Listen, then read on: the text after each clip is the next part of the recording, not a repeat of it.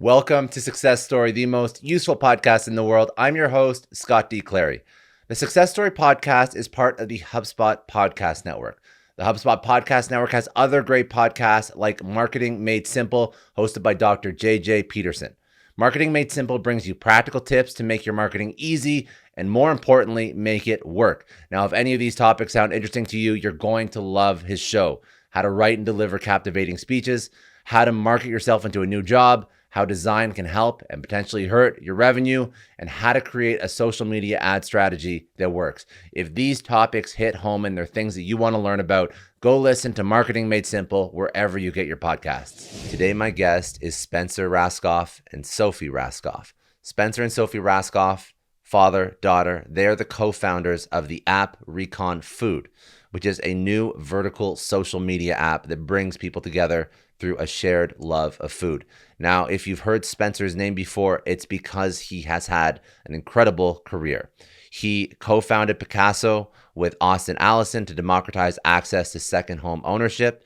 He is a serial entrepreneur. He also co-founded Zillow and Hotwire. He was CEO of Zillow for over a decade. He is passionate about company culture, and at Zillow, he created and maintained a culture that frequently won awards from places like Fortune's Best Places to Work, Glassdoor, and the Seattle Times.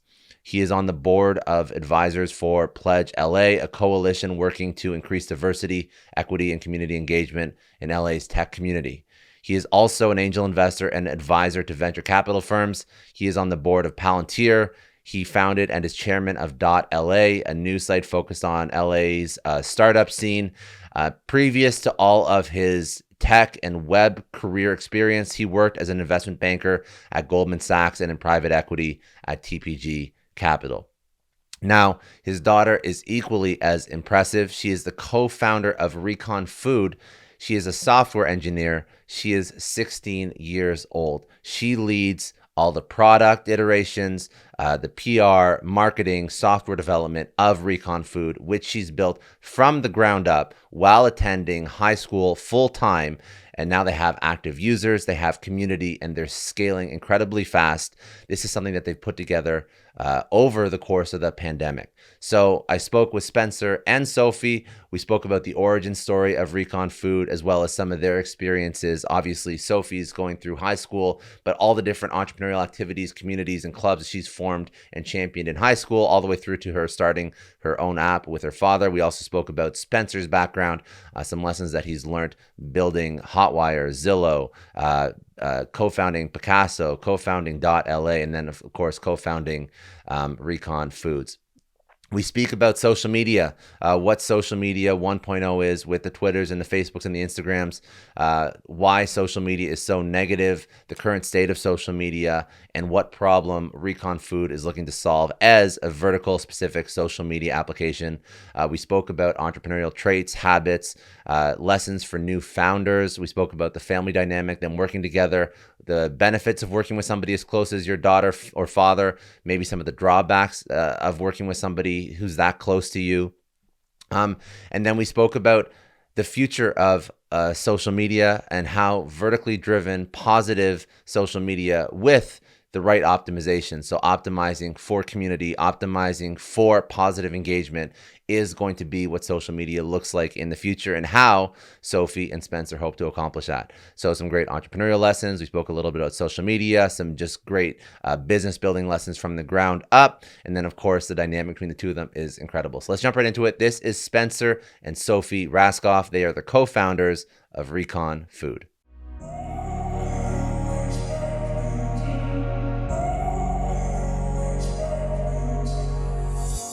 So I'm currently a student. I'm a junior at a high school in Los Angeles. I grew up in Seattle and we moved to Los Angeles when I was coming into sixth grade. So I really spent a lot of years growing up in both cities, and that was super interesting to me because Seattle is such a techie community, and there's Amazon, Microsoft, all these large software companies and large businesses.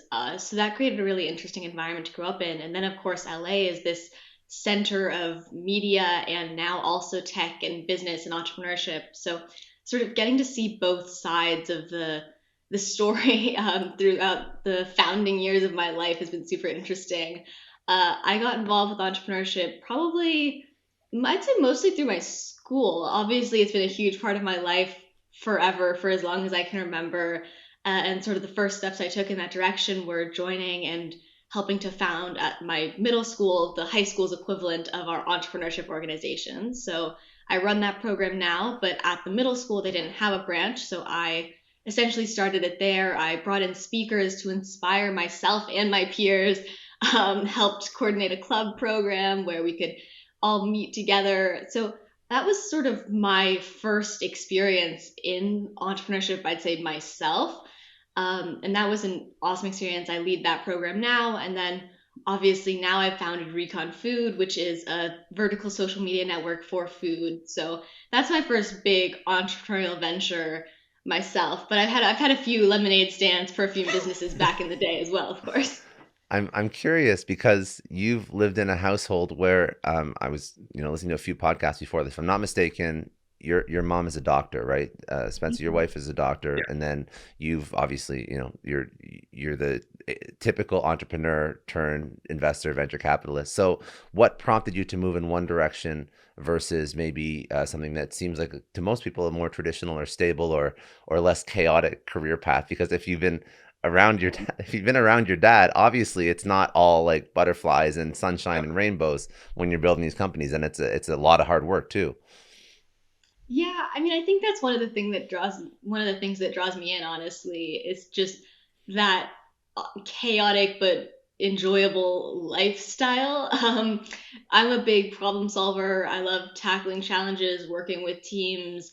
I do a lot of activities at my school that sort of give me the same skill set, or that I like to think give me the same skill set, where I'm leading a team, working with others, trying to solve problems, often working under a deadline. So that's been another great part of my school experience, is getting to try all these things and balance all these different balls up in the air, and I really enjoy it. So I think that's one thing that draws me in, is just exactly what you described as that chaotic unstableness.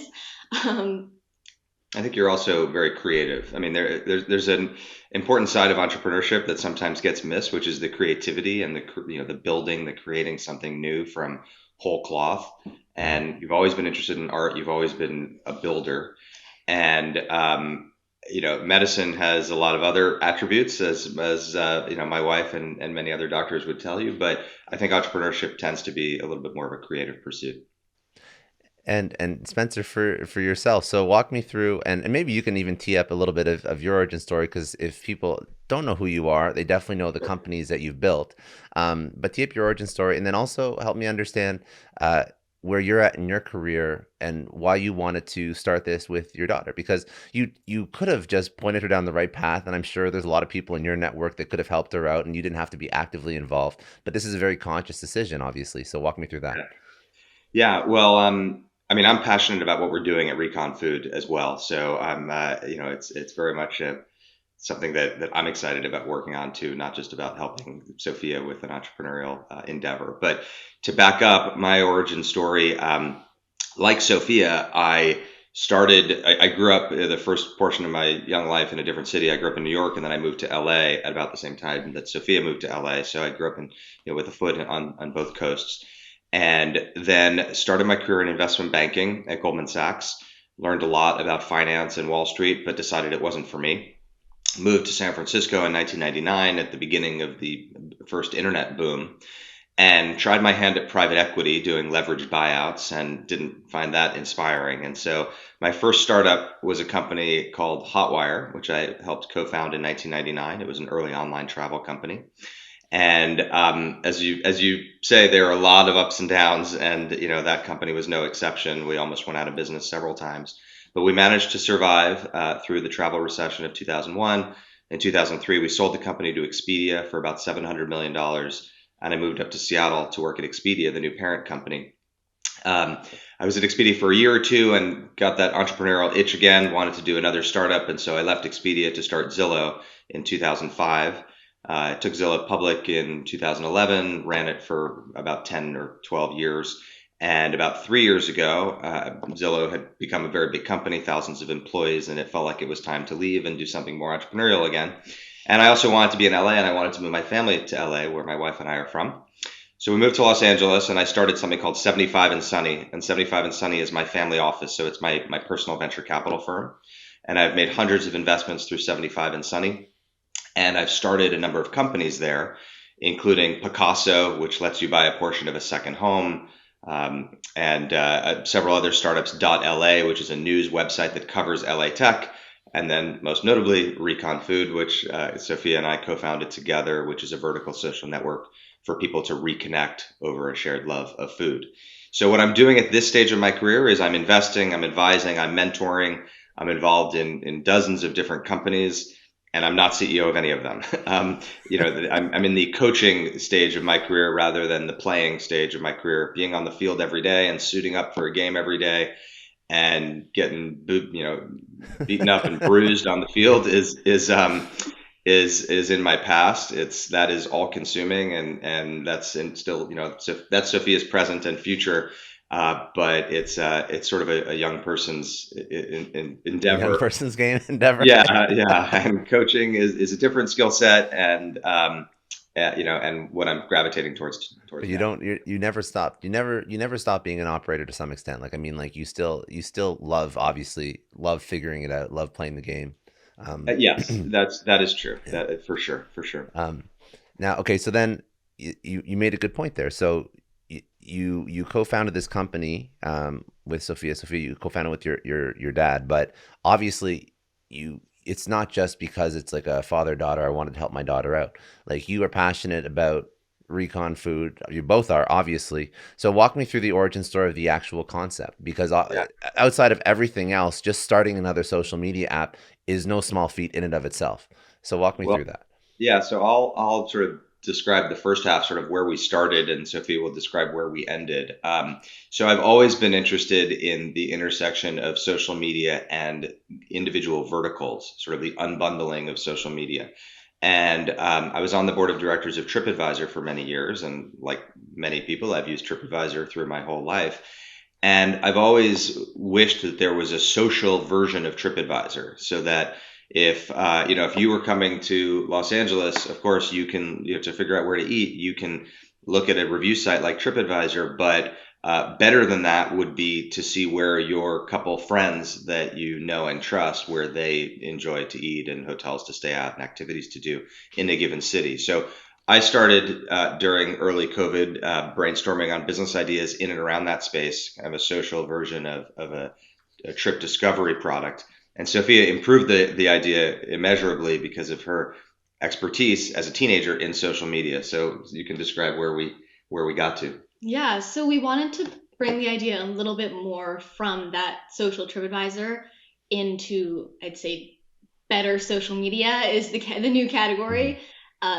So doing a lot around trying to make social media less stressful, because especially during the pandemic, there was a lot of bad news online. There's a lot of really stressful topics and a lot of politics and noise and people yelling at each other. And it wasn't really a release. It wasn't an escape. It was just a really stressful environment. And so we brought the idea a little bit more towards trying to be a positive social media site where you can just go on to Recon Food and scroll for hours and just look at pictures of food and get to see what your friends are cooking, see what they're doing, where they're going to restaurants. And it's just so much more fun. It's so much less stressful than seeing whatever noise is happening on the broader social media networks. It makes sense. I think that it's a smart idea. It's a good idea to have more positive social media experiences. Now it seems like I don't think there's many. Well, maybe correct me if I'm wrong. The other people that have tried to do this successfully would be like a Yelp, correct? That would probably be the closest thing I can think of. That's a sort of like a non. Like a what is the word you use? You use like a vertical focused social network, basically. That's probably the main one that I can think of. Well, so I mean, what we're building is more of a food community than a review site. So about half of the posts on Recon Food are home cooking, and about half are people that have eaten out at restaurants. Yeah. And so video and photos of people that love food and just want to kind of relax and think about food and talk about food. So think more of a food community. Yeah, during the Sorry. pandemic, as we were sort of bonding over food as our family, so we were home cooking a lot, we were Yeah. all missing our favorite restaurants. We definitely brought the app more towards just food in general because we wanted to share as well what we were cooking. And honestly, Instagram didn't really feel like the right place for that because it can feel a little awkward to post what you're cooking every single night on Instagram, especially if you feel like there are more important things going on or if your food isn't good enough. So we also just personally wanted to create that space where we could share what we're cooking and what's in our kitchen with our friends. So that's sort of how the app switched from being about travel to being about food overall and in general. And that's where we sit right now. What I actually, so I agree with that. So actually, what I meant was not that you were emulating Yelp. I was just trying to draw a parallel, and I guess it wasn't a great parallel. But I guess my point was, has anybody ever done something like this before, like vertical Yeah. driven social media that's been done very well? In other verticals, yes. So All Trails, for example, is a vertical social network for hiking. Strava is a vertical social network for running. Fitbit or Peloton are vertical social networks for other types of exercise. LinkedIn. LinkedIn is vertical social network for your career. But Strava is a perfect example. Like you could post your run like on Instagram, but it would be odd, especially if your feed in Instagram is all about, you see news about climate change and the war in Ukraine and social justice and all these things that are in the news, which is what a lot of our social feeds are on an Instagram or a TikTok now. It would be strange for you to be boasting about your 5 mile run, in the midst of that on Instagram, for example. But on Strava, where there's a community of people that are there to cheer you on about your exercise, it makes perfect sense. And so, that's a really good analogy for what we're trying to do at Recon Food. I'll post, we bake cupcakes, or you bake cupcakes this weekend, right? And you post them on Recon Food. But Instagram was pretty heavy on Sunday, when you were making those cupcakes, because there were a lot of terrible things happening in the world. And Recon Food is meant to be a respite from all that, a place where you can just bring social media back to where it was 15 years ago when it was just people sharing baby pictures on Facebook, and times were simpler, and social media wasn't the noisy, scary place Yeah. that it is today. And do you think that this is the future of social media, these vertically driven communities? I do. I'm investing in that thesis, True. Yeah, and that's fair. starting other companies in and around that space. I think that there will only be a handful of categories that are big enough and vibrant enough to support this. Athletics is clearly one of them. There are a number of companies, as we mentioned, already succeeding in that space. I think food is another space that's big enough. Clearly, your career is a space that's big enough. So, um, but there are other categories where there's so much content already in that category on TikTok or Instagram that it might not justify a separate dedicated vertical for it. Why don't you describe also one of the other advantages of vertical social networks is building features specific to the category? Totally. So with vertical social media networks, you can build features that are specific to that app, that topic. So for example, Strava is an excellent doer of this, where they build features where you can track your run inside the app. So instead of just posting a picture of you on your run like you would on Instagram, you can track the run in Strava. It gives you all those stats, and then you can post that to share with friends. So Instagram's never going to build a run tracking feature because that's not what their app is for, Mhm. but that is what Strava is for. So with Recon Food, we've managed to do the same and build similar features. A few features we've built have been a recipe feature, so you can link a recipe directly to a post, either a link to an external website or a picture of your recipe. Additionally, we built a map feature so you can look at the map and see every restaurant that your friends have posted in a given area wherever you are. So that's a really interesting feature to me because I love looking at restaurants that are wherever I am, especially if I'm traveling. That's something I hope to do more in the future as we get back to travel. Yeah. But that's another fun feature that I love that we've built. And then lastly, I'd say collections. So you can save posts into a collection, which will save on your profile. It's sort of a combination of highlights and save posts on other Mhm. platforms where you can add it to a public collection on your profile of, for example, recipes you want to make or your favorite restaurants so that your friends can see those, but you can also store those in a location. So yesterday, somebody posted the ribs that they made in their pressure cooker. I don't know this person, but I know them on Recon, and I thought that was super cool, and it looked delicious. And so I saved it into a collection that I have of things things I intend to make, things I will try to make. They got a notification that I just I put their post into my collection. Everyone can see publicly my collection of things that I intend to make. Meanwhile, over on Instagram, people were, upset about all of the challenges in Europe, and and Russia's invasion of Ukraine. Of course, And yeah. it would be a very strange place for me to be talking about the ribs that I'm excited to cook. I love it. And but the so I love the concept. It makes a lot of sense. Obviously, you're building this community now that is food focused, very positive community. It's hyper focused on one particular topic.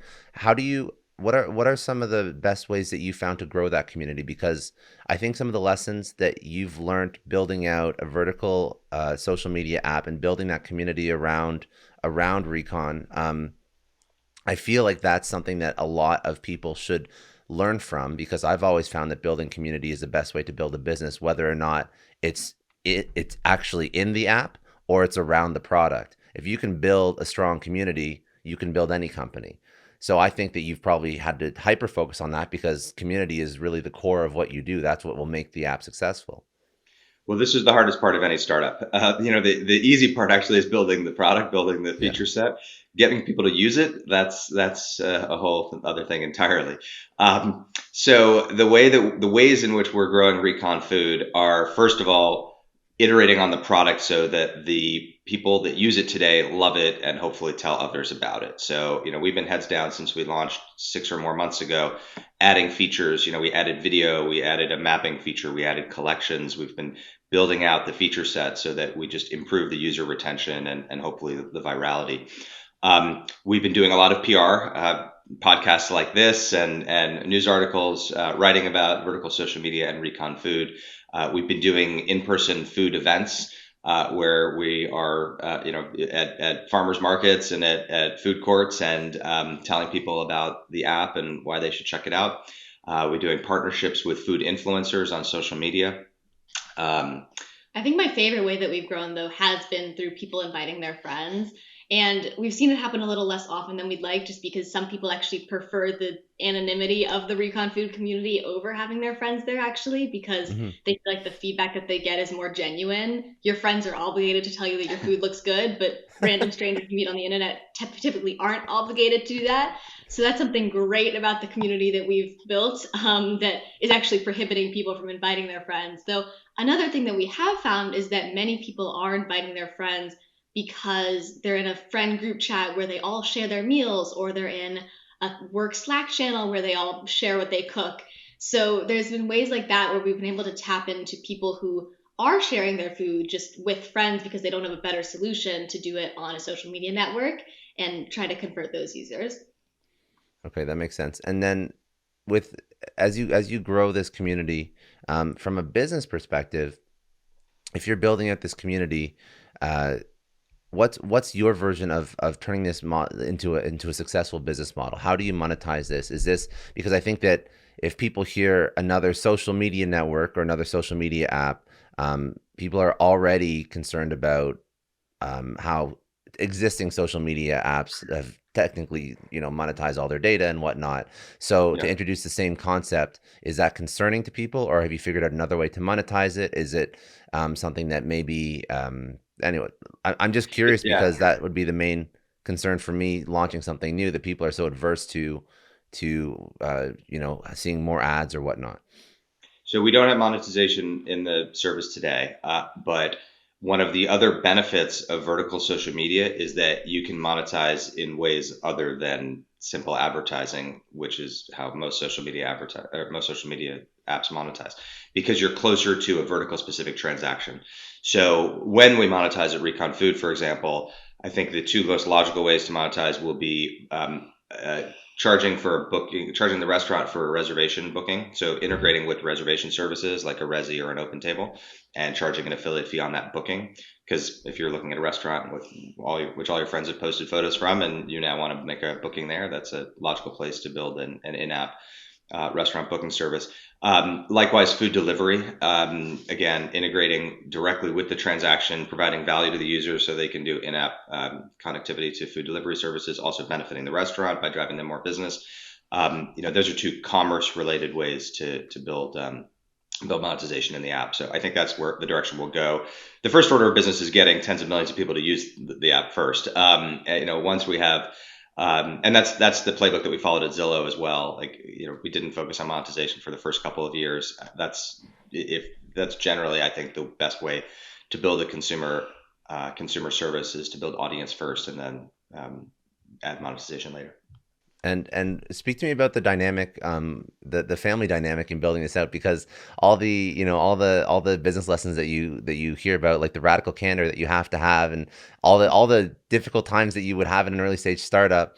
I'm assuming that there's some benefits to working with family, but there's also some drawbacks because there's a lot of emotion involved there too. Yeah. So. Yeah, I'd say the biggest benefit has been obviously living in the same house. Quite clearly, we both have incredibly busy schedules, busy lives, so we're able to often meet quite late at night or after the day ends or in the morning, like it is now. So that gives us a little extra time to really collaborate and catch up at the end of the night with new ideas, with new developments, anything else that we're working on. I think another benefit, and yes, we will get to the disadvantages as well. I think another benefit is, it's obviously a fun way to be working with my daughter and seeing this other side of her, and bring out, and she sees another side of me, I think. So that's valuable. I've also really enjoyed the diversity of our experiences and how I think that makes the product better. We talk a lot in tech about the importance of diversity, equity, and inclusion. And obviously, Sophie and I live under the same roof, but we're actually very diverse in age and interest and experience. And so the perspective that almost 17-year-old brings from her worldview as it relates to social media, like the way she uses TikTok, Instagram, Snapchat, is very, very different than someone in their late 40s and how I use social media. And so it's a good reminder for me about the importance of diversity on teams and how they bring different perspectives that can make products better. Some of the challenges of I was just wondering, like, if Sophia, do you ever have like issues like telling Spencer, telling your dad when he's wrong? Like, is that like, it's because I could see that could be a blocker, right? Spencer, you have an incredible amount of experience. I'd be scared to tell you that you're wrong if you had an idea and I didn't like it. I feel like I'm generally pretty all right with telling him Good. when I think that he's wrong. We'll have some discussions like that where we disagree on something, but we're always able to come to sort of a reasonable conclusion somewhere in the middle. Yeah. No, you push back plenty. I think the right amount. I think actually it's, and maybe it's her personality or our personalities together, but I think it's a pretty functional co-founder relationship on that regard. Similar to the co-founding relationship I have with other startups where the CEO ultimately calls the shots and I'm providing a lot of advice and feedback and mentorship, but it's a relationship and a partnership that works well. Very good. So what are some disadvantages to working together? I think it's hard for me to take feedback sometimes because I really want to be doing my best and I want to be doing everything I can, but also I don't have enough time in the day to do everything I want to as a busy high school student as well. So there are definitely some things that fall off my plate where I have to push it to a weekend or push it to after school when I have something big coming up. And I think that's hard for me sometimes because I feel like I'm not doing 120%. I'm doing like 100% maybe. So it's hard for me sometimes to take that feedback and hear that because I tend to agree with it, honestly. But there's not really anything I can do about that in the moment. Yeah, I mean, I think that's something that probably most startup founders feel at some point during their journey is this sense of, I guess, inadequacy, just sort of a sense that like it's like pushing a boulder up a hill. I mean, startups are hard. Startups are really, really, really hard and most of them fail. And we talk about that a lot. And that especially for a high achiever, whether it's a high achieving high school student like Sophia or a high achieving 20 something or 30 something year old, that takes guts, and it's difficult to absorb that. So I'm not sure if that's a challenge of working with family members, but it's certainly a challenge of doing your first startup and of any startup, I guess, is just the sense of like paralyzing, almost like I can't find enough oxygen to fully take a deep breath because why isn't this thing succeeding the way I want it to? It's hard. Or moving as quick as you want it to, and it's difficult. Now, I would say that I think, Sophia, I think you're actually incredible because most of the founders that I speak with do not have a full-time school schedule to stick to while they're building a startup. So how did you? I probably think there's lessons here that you have figured out in your life that allows you to operate at the level that you're operating at, that I don't even know, Spencer, if you were doing that when you started your first companies, because I don't think I've ever met a founder who's a software engineer coding something. You do have active users, you are scaling it out, you're still in high school. That's incredible. Like, that's insane. I really don't know anyone who's ever done that at your age. So speak to me about turning this side hustle, this after hours project, into something that's tangible. How do you manage your schedule? How do you manage your energy? How do you build this after putting in 8 hours at school? Well, last year when we started, a year and a half ago when we started, I guess, now that it's been a while, we founded this while COVID was still going on and our schools were still in quarantine. So I was working from home, doing school from home on Zoom classes all day. So I had a bit more time, flexibility, no travel time, much significantly less after school activities, that gave me the time to really start working on this. So I was definitely working nights and weekends and after school during whatever school breaks I could at the beginning. And then over last summer, I was obviously full time on Recon Food. So I was able to put in a lot more time, a lot more hours during the day. And that's obviously when we launched. So that was an incredible experience for me, getting to finally give it my all. And I felt really good about that. And then obviously going back to school this year, I've had to cut back a little bit, but I'm still putting in work after school when I can. During school, I'll often take meetings from school during my lunch period in a corner somewhere on campus. So it's definitely been a bit of a balancing act, but I think just because I'm so passionate about Recon Food and everything else that I do, I don't want to drop any one of those activities, and I don't want to give anything less than my all to Recon Food. So because I'm so passionate about all of those things, it's much easier for me to balance because nothing feels like a chore or a hassle. I just want to take a second to thank the sponsor of today's episode, HubSpot. Now, they don't call it the sales destination, it's a sales journey. And on that journey, you want the best tools and support to keep you and your customers connected every step of the way.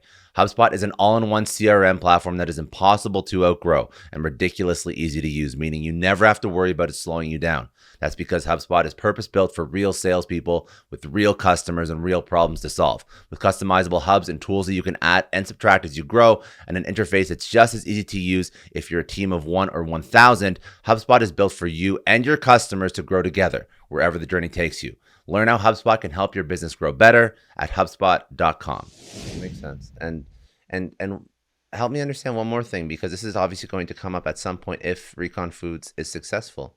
So speak to me about education. Like, what are your plans for university? Is it like you want to complete an undergraduate and then some, or what's your opinion on it, Spencer? I'm also curious about your opinion because you're seeing your daughter succeed in spite of following a traditional career path, just because she literally hasn't had a chance to get there yet.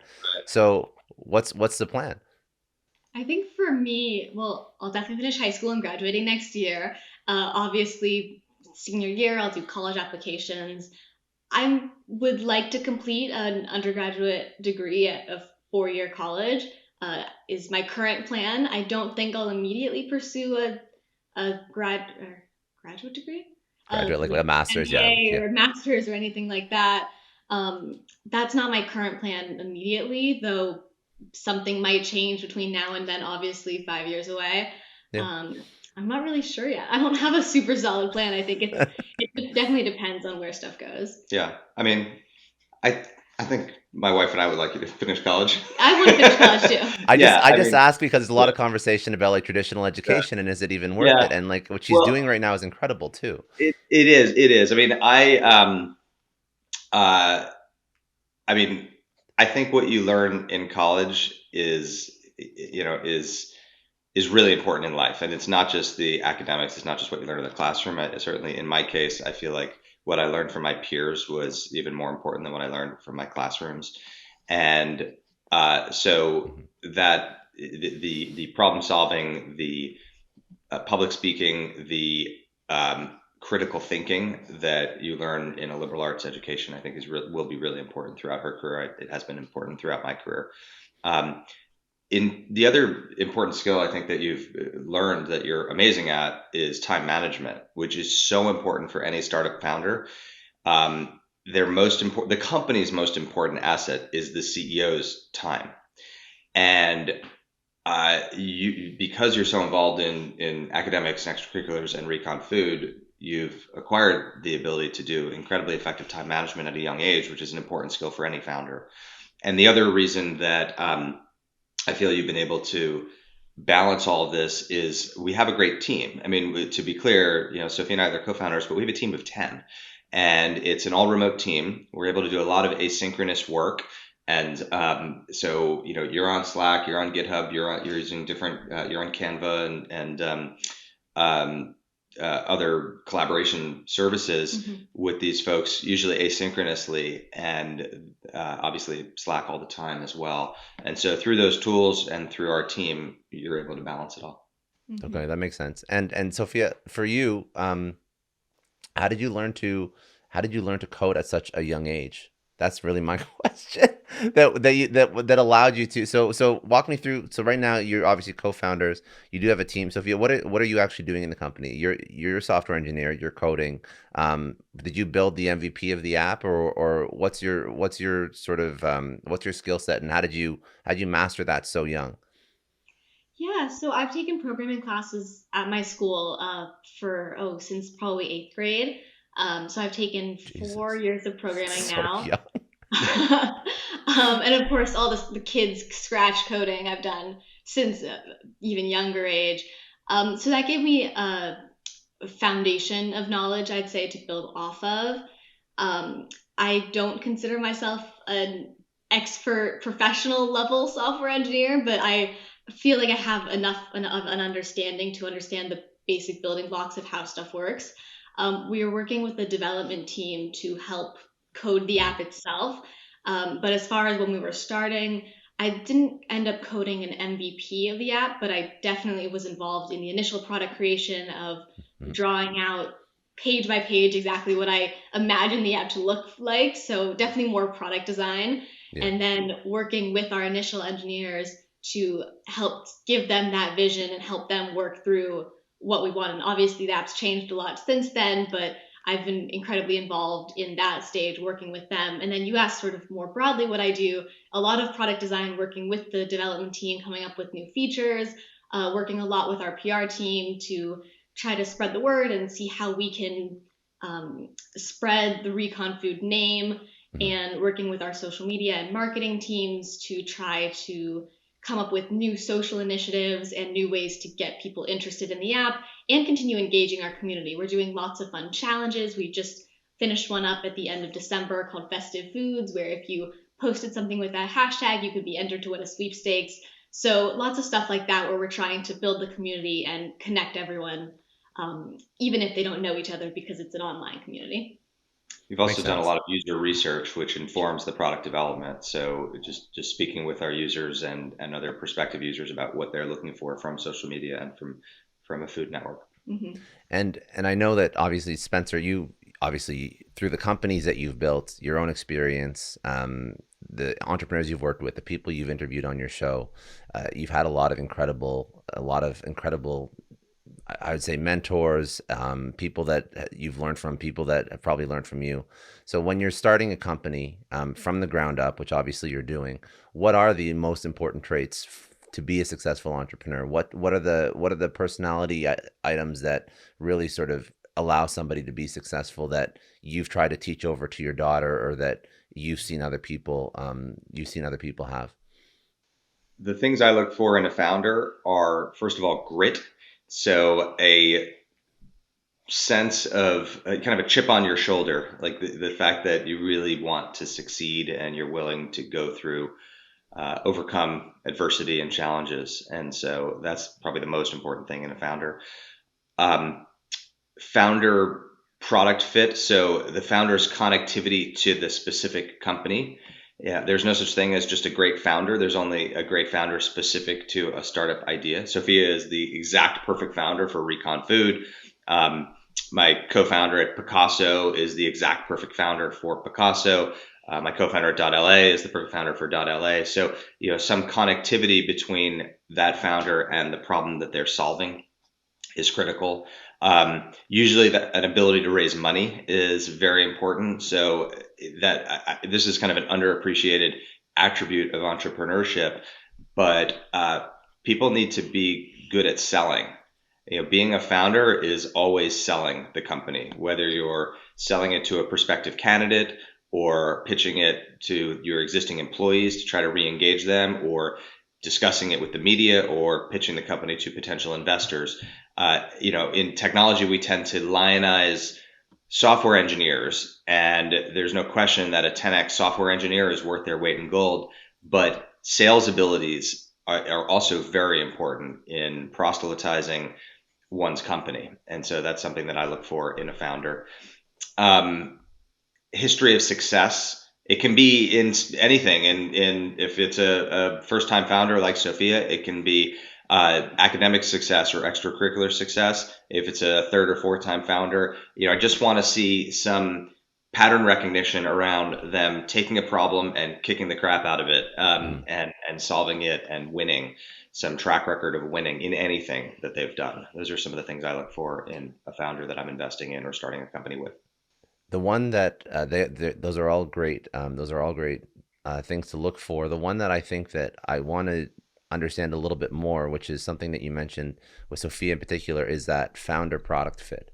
How do you find that? Because I can understand grit, and you can sort of see if somebody has a chip on their shoulder. You can definitely gauge somebody's selling ability for sure. But how do you find that product founder fit? How do you know if that's the right person for that particular industry or vertical or category? I usually ask the question, what would happen if I told you you couldn't pursue this startup idea for one reason or another? And, one person said to me for the founder of Q, which is a way to discover streaming content. It's a vertical social network for discovery of TV and film on streaming services. I said, what if you couldn't pursue this idea? And he looked at me, he's like, I couldn't live with myself. Like, I wake up every morning and I go to sleep every night completely obsessed with the fact that it's hard to figure out what to watch on TV. And I was put on this earth to solve that problem, and I will not rest until that problem is solved. And like, okay, well, that CEO clearly has fit with his startup idea. It's just something But that's I want to challenge you on that, because that's passion. Okay. He's definitely passionate about it. Okay, How so do you know- you're right. So then, what skill set do they have that you layer on top of that passion, right? So in his case, he worked at Quibi and Snapchat and Bird, and his prior experience has this combination of growth hacking and building viral products, which is what he did at Bird. Quibi, where he helped build a streaming service, and Snapchat, where he helped build a social media service. So you're right. It's the combination, I guess, of passion plus experience or qualifications, let's call it. It doesn't even have to be experience. That is the right combination. And again, I feel like Sophia has that because of her passion for both cooking, which she's always done since she was 3 years old, cooking and baking. And you'll find her in the kitchen every weekend messing around and experimenting and trying to make things and kind of food hacking, and her passion and interest in social media. And so, and then her qualifications, despite being a first-time founder, are a track record of academic and extracurricular success. So you're right. It's a combination of passion and qualifications. More on the experience rather than qualifications. I sort of liked when you said experience, because I feel like that also doesn't just mean professional experience. That definitely applies to lived experience. For me, part of the reason I feel so fit to tackle this problem is my experience with social media. It's been something that I've grown up on for the past 5-6 years of my life now. I didn't really have a teenage life without social media. So that's pretty unique to me as a young founder, especially, where I've seen the problems on social media. I've seen the fatigue that social media can cause. I've seen the stress that it can cause my friends, and also that it causes me, honestly, the Mhm. barrier of entry that it feels like, where it feels like everything on social media has to be absolutely perfect. So because I've understood those problems so deeply, and because that's something that resonates with me quite strongly, I can then turn around and use those experiences for Recon Food to try to improve upon it. Is that something that increases the success rate of a founder when you're building products for yourself? Is that something that you've seen like to work very well? It doesn't have to always be that way, but a deep understanding of the user persona is critical, and certainly one understands oneself really well. But yeah, it's definitely a commonality. If you're building for yourself, you know that user better than anybody. And that's what you're doing right now, like Sophia, like that's 100% what you're doing. Like the as you speak through it, it makes a lot of sense. And actually, I've always found that the most successful entrepreneurs, and I don't have data points to back this, but I found the most successful entrepreneurs are the people that work in an industry for 10, 20 years, and they build a product that solves a problem in the industry they were just coming out of. And you've just done that at a much earlier stage. Like you've seen all the problems with social. You probably, like, you have a perspective that many people don't have.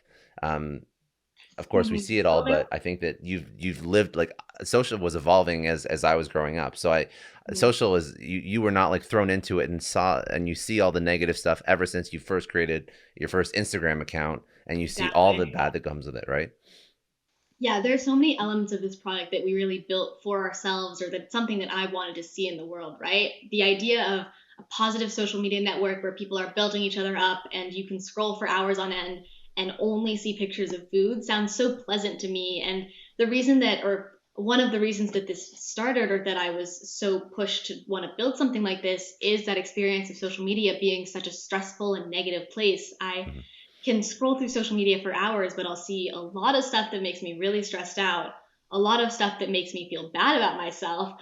And it's just not a pleasant place anymore. When I open Instagram at the end of the night, it's not fun, happy stuff. It's just clicking through because I feel like I have to click through every story. So, because of that negativity associated with social media and the lack of positivity and stress relief, it sort of feels like it's gone away from its roots. And so, sort of back to the thesis of the future of social media, which we kind of touched on earlier, I definitely see two things. I see the vertical social media networks for vertical specific verticals where you can dive so deep into that vertical without having to have stuff get crowded, and also personal connection. I love Snapchat. It's a social media tool that I use quite often. And this isn't to say that I don't use Instagram, I definitely do. But I definitely prefer Snapchat for communicating with my friends because, at least the way that I use it, I'm DMing or chatting my friends directly. I'm sending them individual things and pictures. It feels much more personal and it allows me to feel much more connected with them. Where Instagram is just such a large audience. I have 800, 600 something followers, but I don't feel connected with any one of them. They're Mhm. just people I know, or sometimes people I don't know. So You know, you're like slimming down that community so that it's just hyper focused, hyper targeted. You feel comfortable. You feel like it's like just a group of friends at the end of the day, which is what social was originally supposed to accomplish, anyways. It's obviously strayed Exactly. from that. and just on a single topic, so it's kind Yeah. of stripped down to the bare essentials. There's is something generational that is interesting. Like if I'm looking at my Instagram and there are posts about climate change or the war in Ukraine or gun violence in schools, it depresses me, but it sort of stops there. When you talk to Sophia or her friends, they have this overwhelming sense that they need to do something about these things. That Hmm. this sort of it's something around the activism and of somebody at that age, and the sense that, like, if your generation doesn't fix climate change, we're all doomed as a planet. And I see it, and I'm like, yeah, that sucks. Like that, that's terrible. But I sort of move on to the next photo. But for you, it puts you, and I think your generation, into this deep funk that is much Stressful. greater. Yeah. Yeah, And Very I guess that's why stressful. I describe it Yeah. as like more of a stressor than a depressor. Is it makes me sad, I guess, but it makes me way more stressed than it does sad because it's about the future. And that's definitely something that weighs on me, is this idea of having to fix these problems, or at least having my generation fix these problems when it's stuff that we don't even fully understand because we're not out of high school yet.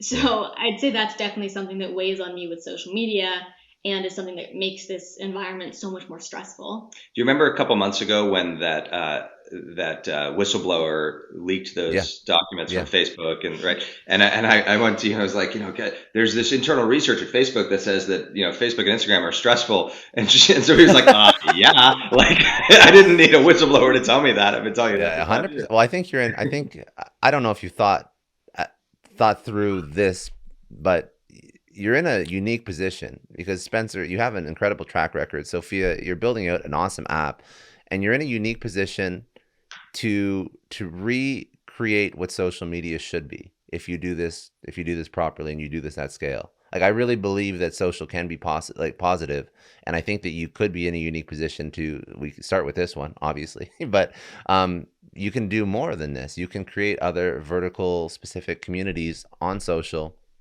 and I think that this could, like you mentioned a few other names of, I can't remember all of them the ones that are already out there, but this could be an incredible new age of social media, which is actually accomplishing what it was meant to accomplish. Because I don't think when, social media 1.0 came out, so to speak, people could really understand that opening up wide communities and these algorithms that sort of promote certain types of content and these echo chambers that people fall into in social, I don't think people could ever understand that that's where it would end up going.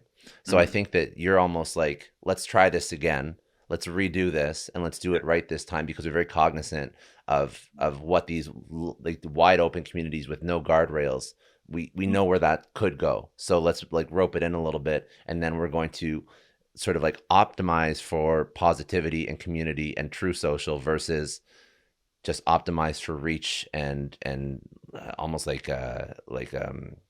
the word, like an addictive behavior, which is what the first social optimized for. Exactly. And I see social media is such a powerful tool. I see such a bright future for it. It's had a great past. If you look at the entirety of social media, it's such a powerful tool because you can connect with friends, family, people who you haven't connected with in such a long time. You get to share accomplishments, achievements that you're proud of. It gives you such a sense of pride, and it's such a powerful tool to connect people across borders, across countries, across worlds. There's such potential there. It's such a powerful tool, but the way that it's currently being implemented and executed is not it's not maximized for user success and enjoyment. It's maximized for clicks, likes, views, time spent on app. And so that's something that we really want to address, because at least personally, I believe that social media is a powerful tool. And when people say social media is bad, the little voice in the back of my head isn't saying, then get off of it. It's saying, well, then do something about it, because I don't like it when people tell me to get off social media, because that's not a viable part of I don't think I could, not because I'm addicted to it, but because it's reality. It's part everywhere. Of my life. It's everywhere. Exactly. So I really hope that the future of social media is something in which we can all enjoy it and continue to use it, and it's a positive thing and not a negative thing. I mean, the algorithms in horizontal social media are designed to maximize outrage, because outrage is what drives engagement and usage and virality. And so they surface content that is outrageous. And a good litmus test, by contrast, when thinking about Recon Food, is your 10-year-old sister, who loves Recon Food. And we don't let her on Instagram or TikTok or Snapchat yet because she's too young. But Recon Food is very popular among young people, 10, 11, 12-year-olds and their friends, because it is just pictures of food. And, they don't have to worry about how they look when they snap a picture of something that they've baked.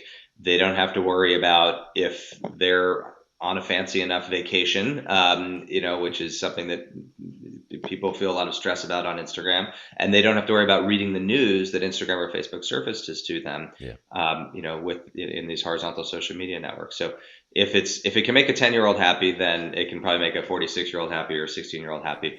And it will hopefully be a place that people can come and enjoy one another's company and reconnect over food. Yeah. Amazing. I want to do a couple rapid fire questions for both of you, just to pull out some last insights for the audience. But before I pivot, where should people go? Where are the socials that you want to send people so you can drop your own socials?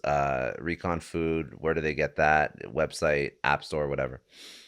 So you can download Recon Food in the Apple iOS App Store.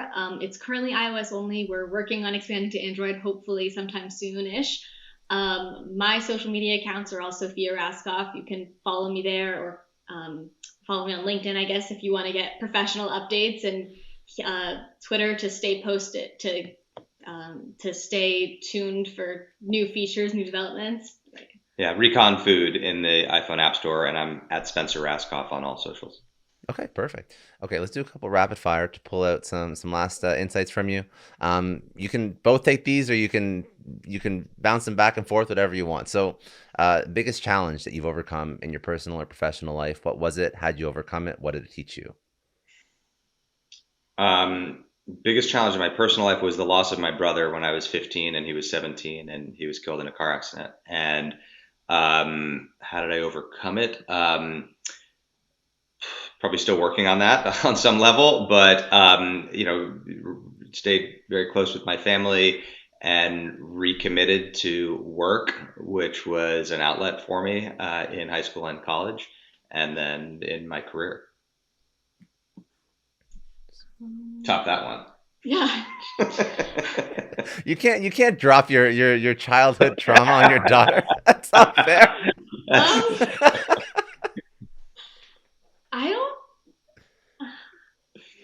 I don't want to be like, I don't think I have any, because I definitely have had challenges, but I don't think there's been anything. How about moving to a new city? Okay, I guess that's a challenge. Okay, I can use that one. Definitely moving, coming out of 5th grade, going into 6th grade in Los Angeles. It was challenging to leave my friends behind, especially at a time before we had social media, before we had phones, so I couldn't really stay connected with anyone, or at least I didn't end up staying connected closely with them. Difficult coming into a new school. In 6th grade, it was a K through 6th grade school, and I was a new 6th grader, so I'm not an incredibly outgoing or social person, so that was a bit of a struggle for me. And how I overcame it or solved it, I guess, definitely throwing myself into school activities. It's something I still do to this day. I love using school activities and resources and extracurriculars to get to know my peers, get involved in the school community. That's something that I've always loved, and that's definitely something that I started then. Very good. Obviously, there's been many people in both of your lives that have had a huge impact, mentors, peers, a variety of people. So who was one person? You have to pick one person that's had an incredible impact. Who was that person? What did they teach you? I'll go first. That way I can grab your mom first. So my wife I've been with for almost 30 years, since we were 17. Definitely the most important person in my life and impactful. What I've learned from her is the importance of hard work. I've seen her have lots of successes and failures and challenges through a long medical career. And I've also learned from her the importance of empathy and communication. Her patients constantly are awed by her communication skills and her bedside manner, and that's something that both Sophia and I learn from, because we both tend to be a little bit robotic, and we both benefit from having her in our lives and teaching us the importance of EQ, not just IQ. Very good. Well, if you took that one, I guess I have to take you then. What did you learn from your dad? And maybe you have to, Spencer, like cover your ears. Just, no. Well, I've been learning from him for definitely my whole life. That's how I first got exposed to entrepreneurship, the entrepreneurial world, of course. Tech news at the breakfast table when I was like 8 years old, I think. Started learning about stuff quite early, right then. I think, do I say he or you? I'll say you. I think you're such a legendary figure, almost, even in my high school. So we went to the same high school, or I go to the same high school that he went to. There are plaques on the walls of the schools with his name on it from when he was essentially the class president. So it feels like I live with a bit of a ghost at school. Every activity I do, there's definitely a presence there, especially with something that you were involved in. But I think that's something that's a positive for me. It gives me something to live up to. I feel like I take a lot of skills from you in we have very similar mannerisms and personalities, especially in the business way, where we're very much get stuff done. Like, I don't know, I So can't you properly dive into articulate stuff. it. I know you Yeah. dive into stuff because you're Yeah, doing yes, this now. So definitely. like you dive into Taking stuff stuff. head on. Yeah. And I think I've learned so much about that. And I think that's definitely where I've gotten a lot of my personality, and I've become so inspired. Amazing. And that's not a bad thing. I think that you'll definitely have a couple plaques on walls yourself if you keep this up for sure. Okay. Next question: a book or podcast or Audible, something you'd recommend people go check out. A book that I would recommend is the Instagram No Filter book. I read that maybe 2 years ago. And it was super interesting to me reading. This was before I actually started Recon Food, or maybe at the early days. So I was an early founder. Reading about Instagram's founding was super interesting to me, getting to read through their process, their story. And I'm definitely looking for similar books that are about the founding story, because I find that so interesting, and trying to see what I can learn from their tactics and their founding ideas is something that I was definitely on the lookout for. Very good. I'm almost done with Eric Schmidt, the former CEO of Google, his book with Henry Kissinger about AI.